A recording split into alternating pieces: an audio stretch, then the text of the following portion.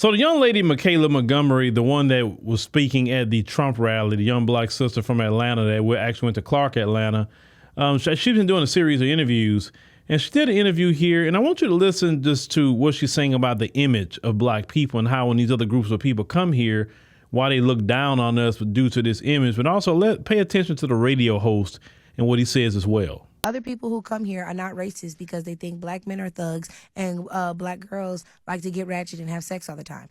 That's all they see. Mm-hmm. That's all of our music. So when they hear our music, that's what they see. I just came back from Paris, and they all know bow, bow, bow, and Sexy Red. That's the only thing they can ask me. Oh, you're American? You like Sexy Red? And it's like, okay, like, yeah, I do. Because that's the simplest form of art that can translate to these other cultures. And unfortunately, the simplest form of art that translates to other cultures, rich, poor, whatever, all we are represented as are thugs and hoes.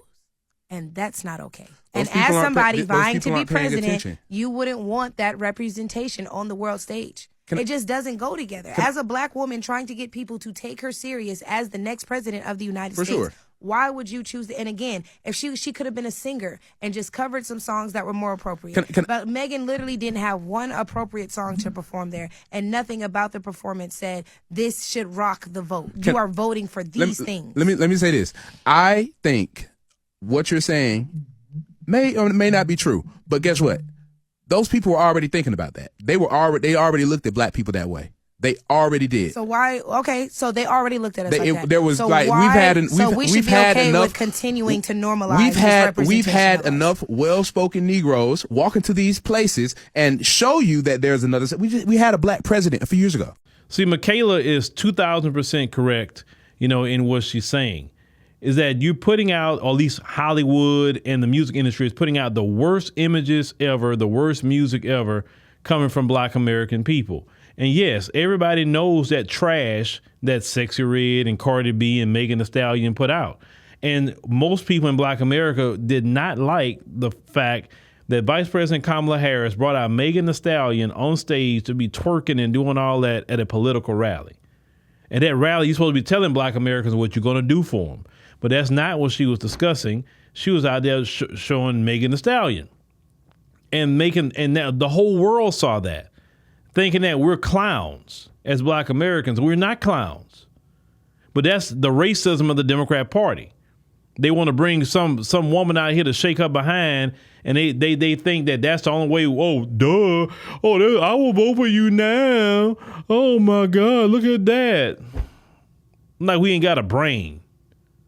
That's why a lot of black Americans were extremely offended by that.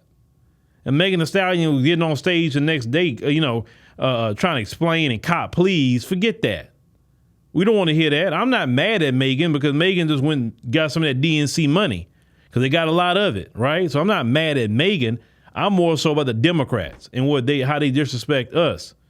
And then that radio host over there, he don't want the image of black women cleaned up or black people cleaned up because he'll be out of a job.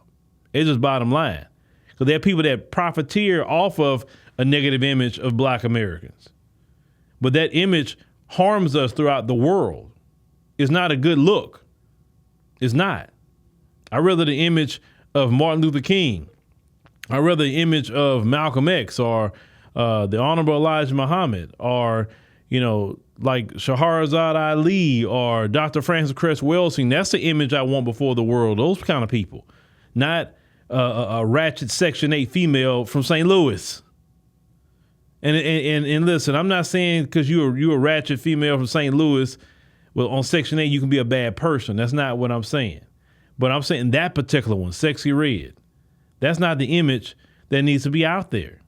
But unfortunately, we have a lot of women in our community that back up Sexy Red's behavior because a lot of them wish they can be Sexy Red, but they can't because they got professional jobs. And that's one thing I never understand about some sisters in our community is that why do you want to be ratchet? You are smart. You got professional jobs. Why you want to be ratchet? Them ratchet girls would love to be in your position. They just don't have the opportunity to. Because some of these so-called professional women, they uphold Sexy Red too. You start coming down on Sexy Red, it's going to be, listen, I've done it. I've came down on ratchet behavior, ratchet women in the past. And the ones that spoke against me wasn't the ratchets. It was the ones with the LinkedIn profiles, the one with the professional jobs. That's the ones that would actually come to me on LinkedIn and say something to me about talking about ratchet females. It wasn't the ones that was in the hood saying something. It was them. And that's something that we need to look more into, because that's harming the image of black women in particular and black people as a whole.